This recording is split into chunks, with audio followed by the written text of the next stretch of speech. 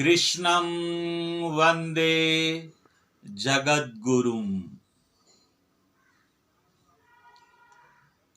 आज गीता विषय पर, गीता विज्ञान विषय पर कुछ खुलासा करने जा रहा हूँ और गीता की वास्तविक स्थिति आरंभ में क्या थी और अब क्या है, इस विषय पर कुछ कहने जा रहा हूँ। इसको आरंभ करने से पहले आप लोगों के सूचनार्थ कि मेरे आदरणीय ससुर जी जो मेरे ही घर में रहते थे पिछले कुछ माहों से, उनका कोई पुत्र नहीं था। 2 पुत्री, एक मेरी धर्मपत्नी और एक और, जिनका अचानक 12 तारीख की सुबह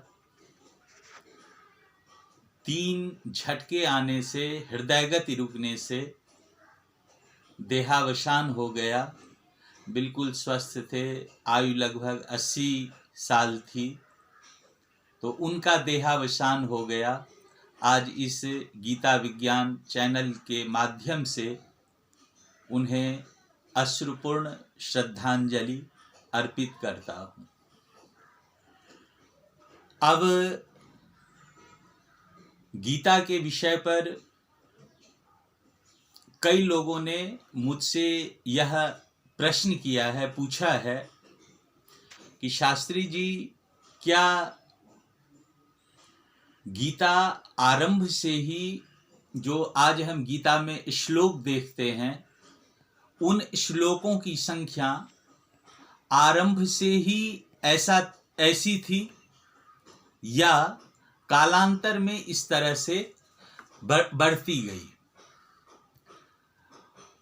चूंकि जो प्रश्न था वो बहुत ही आवश्यक प्रश्न था गीता के संदर्भ में, इसलिए मैंने यह सोचा कि इस विषय पर एक जो हमारा 15 मिनट 20 मिनट का व्याख्यान जाता है, एक व्याख्यान इस विषय पर हो और तदुपरांत आप पुनः गीता के श्लोकों की व्याख्या सुनना आरंभ करेंगे। वस्तुतः महाभारत के श्लोकों की संख्या आरंभ में 8000 से लेकर 17000 के बीच थी।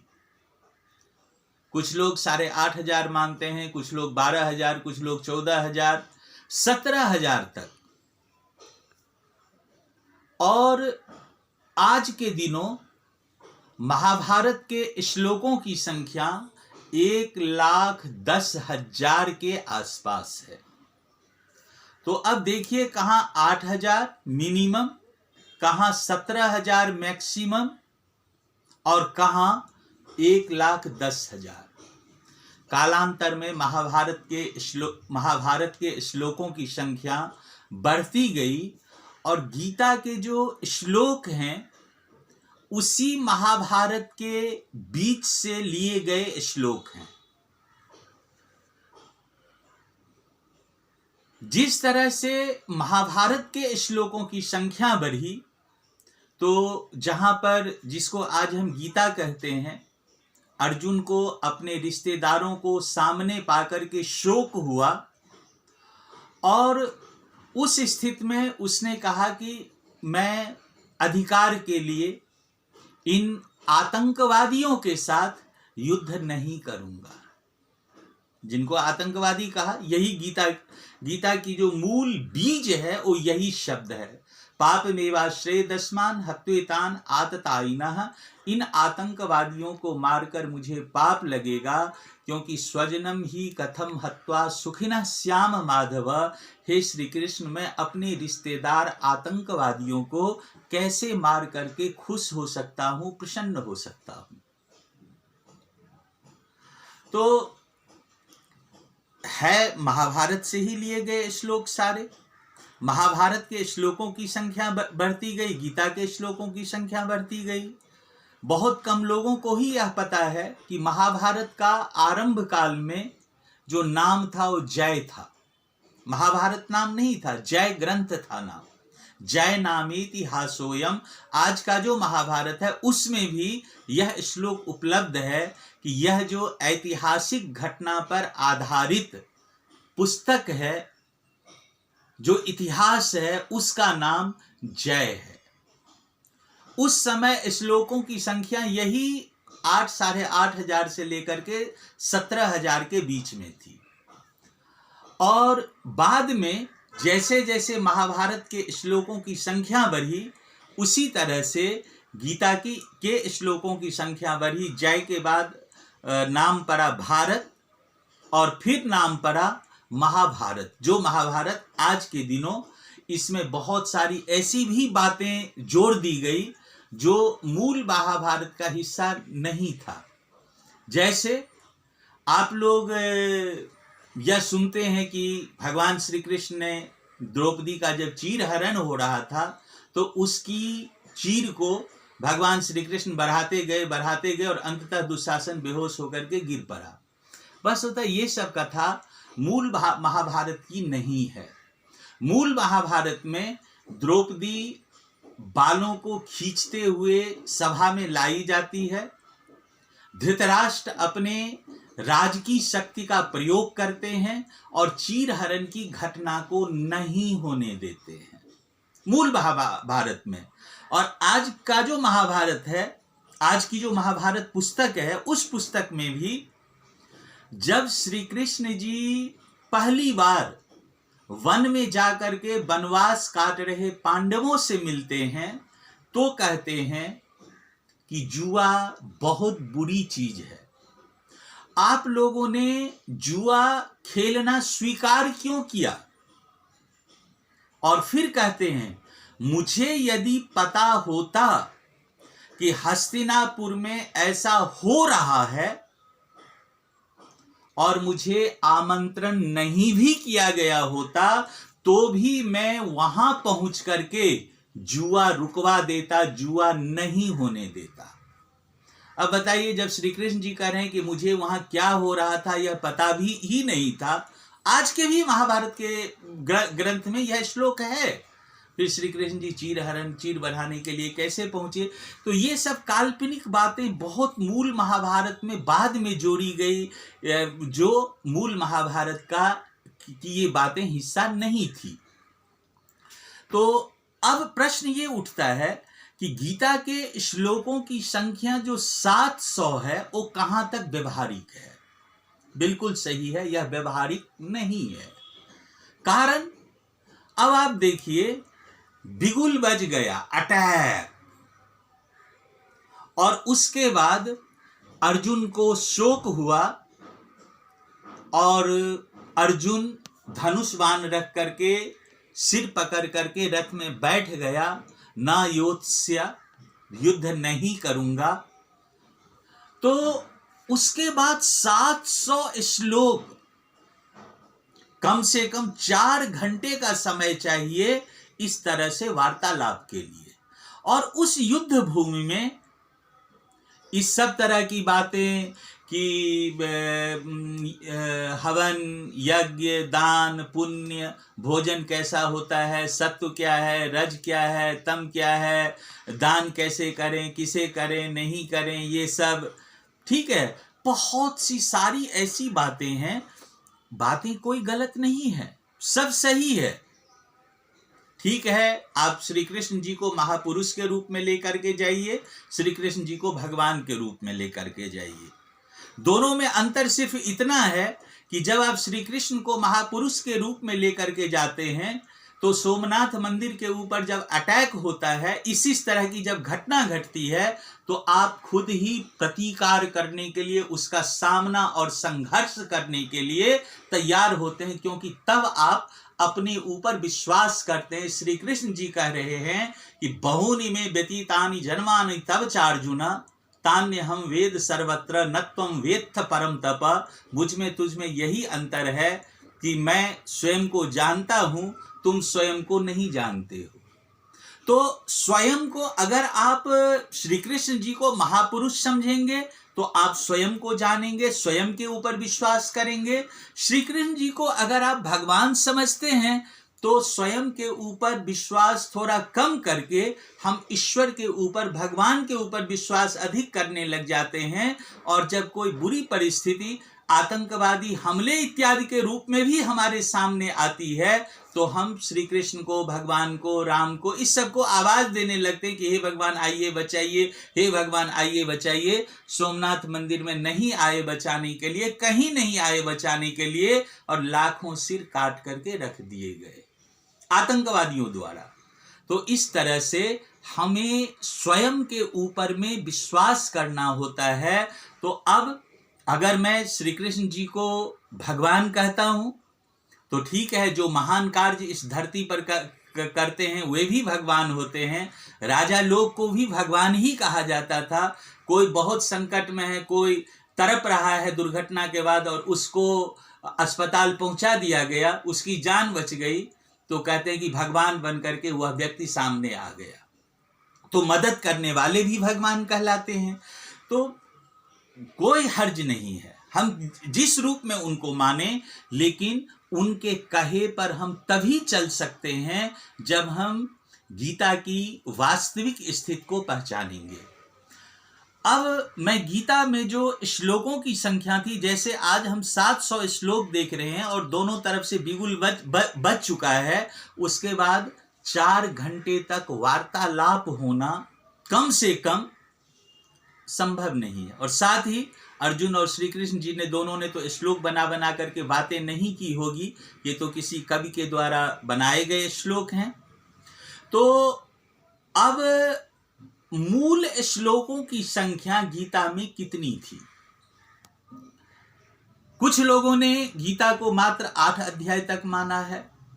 कुछ लोगों ने जब संपूर्ण गीता को माना है, जैसे महात्मा गांधी जी को ले लीजिए, तो उन्होंने गीता को, महाभारत को इतिहास मानने से ही फिर इनकार कर दिया कि कौरव और पांडव दोनों हमारा अंतःकरण है और गीता अंतःकरण, पूरा महाभारत जो है गीता से, संपूर्ण महाभारत, गीता महाभारत का ही हिस्सा है, तो संपूर्ण महाभारत उस अंतःकरण की लड़ाई के ऊपर निर्भर है। मतलब कौरव मेरे अंदर, पांडव मेरे अंदर, मैं खुद को पांडव बनाना चाहता हूं या खुद को कौरव बनाना चाहता हूं, इस तरह की शिक्षा हमें महाभारत और गीता से मिलती है। फिर तो महाभारत का ऐतिहासिक ग्रंथ जो है, जो आरंभ के महाभारत से लेकर के आज तक के महाभारत में जो यह लिखा हुआ है कि जय नामी इतिहासोयम, तो इतिहास फिर ये रह नहीं जाता है। उसके बाद एक आर्य समाजी विद्वान आचार्य गुरुदत्त थे, उन्होंने 8 अध्याय तक गीता को माना है। वो भी मुझे उपयुक्त नहीं लगता कि 8 अध्याय तक भी गीता थी। स्वामी जगदीश्वरानंद सरस्वती जी, जो आर्य समाज के बहुत बड़े विद्वान थे, आर्य समाज जो भारत की शुद्ध सनातनी संस्था है, विशुद्ध सनातनी संस्था। कुछ लोग आर्य समाज को यह मानते हैं कि वो सनातन का विरोधी है। आर्य समाज सनातन का विरोधी नहीं है। विशुद्ध सनातन में जो पाखंड पनपा, उस पाखंड का आर्य समाज विरोधी है। और आर्य समाज क्या है? तो विशुद्ध सनातनी संस्था है, क्योंकि ऋग्वेदाति भाष्य भूमिका के मंगलाचरण में महर्षि दयानंद जी लिखते हैं कि विद्या यस्य सनातनी निगमभृद वही धर्म विध्वंसनी। यह जो सनातनी विद्या है सभी प्रकार के पाखंडों का विध्वंस करने वाली होगी। तो आर्य समाजी विद्या को कौन सी विद्या बताते हैं? सनातनी विद्या। तो आर्य समाज क्या हुआ? सत्य सनातन हुआ, विशुद्ध सनातन आर्य समाज हुआ। तो इस तरह से जब हम आर्य समाज के उस महर्षि दयानंद जी के सिद्धांतों पर या महाभारत और गीता की वास्तविकता पर चलते हैं, तो हम स्वयं के ऊपर विश्वास करना सीखते हैं और स्वयं में उस शक्ति का अनुभव करते हैं कि बुरी से बुरी परिस्थिति का सामना भी हम डट करके, मुकाबला करके करेंगे। ईश्वर ने हमें सिर, मस्तिष्क, मुख, आंख, नाक, कान, हाथ, पैर संपूर्ण शक्ति से युक्त करके इस धरती पर भेजा है। किस लिए? कि जाओ, कर्तव्य कर्म करो, कर्म भूमि से पवित्र हो। इसीलिए तो हमारा इस धरती पर जन्म होता है। तो गीता के श्लोकों की संख्या आचार्य स्वामी जगदीश्वरानंद सरस्वती जी ने लगभग 70 श्लोक के आसपास की है। मेरे अनुसार गीता की श्लोकों की संख्या 41 से लेकर 50 के बीच में बंध जाती है। पहले अध्याय के कुछ श्लोक, उसके बाद दूसरे अध्याय से लेकर के 18वें अध्याय तक के कुछ कुछ श्लोक गीता के श्लोकों की मूल संख्या है। मतलब गीता के श्लोकों का मूल श्लोक जो आरंभ में था। आज जो हम 700 श्लोक देखते हैं, ये 700 श्लोक आरंभ में नहीं था। और इन 700 श्लोकों के कारण गीता की जो मूल प्रेरणा है, जो प्रेरणा हम सबको, भारत की जनता को मिलनी चाहिए, उस प्रेरणा से हम भटक जाते हैं। तो और ये स्थिति महाभारत के साथ ही नहीं हुई है। जैसे वाल्मीकि जी का रामायण है, उसमें जो हमें लवकुश कांड या उत्तर कांड के नाम से हम पाते हैं, वो बिल्कुल वाल्मीकि जी ने नहीं लिखा था। वाल्मीकि जी ने इतनी तक रामायण पुस्तक लिखी है कि रावण को हराने के, परास्त करने के उपरांत दोनों भाई अयोध्या लौटे और चारों भाइयों ने राज्य को सुगमता से चलाना, देश को सुगमता से चलाना आरंभ कर दिया। चारों भाइयों के 2-2 संतान हुए। और इसी बात को तुलसीदास जी भी लिख करके रामायण का इंड करते हैं। तुलसीदास रामायण में भी सीता परित्याग की घटना नहीं है। दुर्भाग्यवश वाल्मीकि रामायण में भी सीता परित्याग की घटना डाल दी गई और आजकल तुलसीदास जी के रामायण में भी सीता परित्याग की घटना लिख करके तुलसीदास के नाम से डाल दी गई है, जो तुलसीदास जी ने नहीं लिखी है। इसी तरह से अब देखिए, कालिदास का कुमार संभवम है। कालिदास ने 8 सर्ग तक केवल लिखा था, 8 अध्याय तक लिखा है। और कुमार संभवम के अध्यायों की, सर्गों की संख्या 17 है। यानी 9 सर्ग किसी दूसरे ने उसमें लिख करके डाले। एक कवि की जो भाषा शैली होती है, और उसी में जब दूसरा कवि कुछ लिख करके डालता है, जोड़ता है, वो भाषा शैली कुछ कुछ अलग हो जाती है। तो इसलिए अन्य ग्रंथों के साथ भी इस सब तरह की बातें हुई है, जिसका दुष्प्रभाव भी भारत की जनता के ऊपर पड़ा है। तो गीता के श्लोकों की संख्या 40 से लेकर 50 के बीच में मैं बांधने जा रहा हूं। और इस लगभग 50 श्लोकों का ज्ञान अगर भारत की हर जनता को मिले, तो अपना देश विश्व में किसी भी देश के मुकाबले पराक्रमी, ज्ञानी और हर चीज में आगे, संस्कार, संस्कृति, मानवता, इंसानियत, शूरवीरता, हर चीज में आगे होता चला जाएगा। भारत सरकार बार बार कहती है कि हम स्कूलों में गीता के श्लोकों को पढ़वाएंगे। तो मैं इस चैनल के माध्यम से भारत सरकार से निवेदन करता हूं कि इसके बाद जो गीता के चुने हुए, मूल गीता के चुने हुए 50 श्लोकों की व्याख्या दिन प्रतिदिन मेरे द्वारा इसी चैनल पर की जाएगी। आप उन 50 श्लोकों को मेरे नाम से नहीं, मैं ये नहीं चाहूंगा इसमें मेरा कुछ नाम हो। आप सामान्य रूप से इस व्याख्या को लेकर के आप स्कूल के बच्चों को, छात्र को, छात्राओं को ज्ञान दीजिए। और इस ज्ञान के विरुद्ध में ना तो कोई क्रिश्चियन कहेगा जी आप क्यों इस तरह का ज्ञान दे रहे हैं, ना कोई ईसाई, इस्लाम या किसी भी संप्रदाय के लोग नहीं कहेंगे, क्योंकि वह ज्ञान जो होगा, जिसको सनातन कहते हैं, जो त्रिकाल सत्य है। आप वेद ले लीजिए, गीता ले लीजिए, उपनिषद, कुरान, बाइबल ले लीजिए, सारे ग्रंथों में क्या अंतर है? कुछ भी अंतर नहीं है। हल्का फुल्का सब में मानवता को श्रेष्ठ माना गया है, इंसानियत को श्रेष्ठ माना गया है, और जो कुछ थोड़ी मोरी हल्का फुल्का अंतर है 2% से भी कम अंतर है।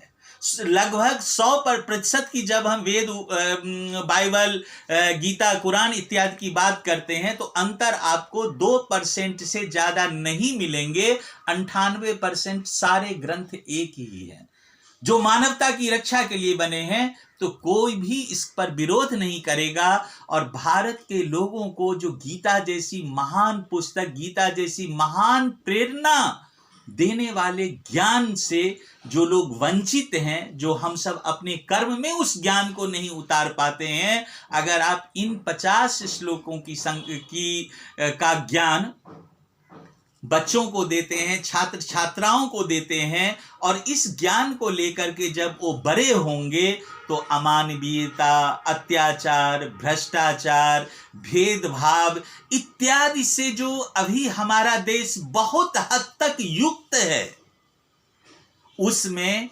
90% से ज्यादा की कमी आ जाएगी।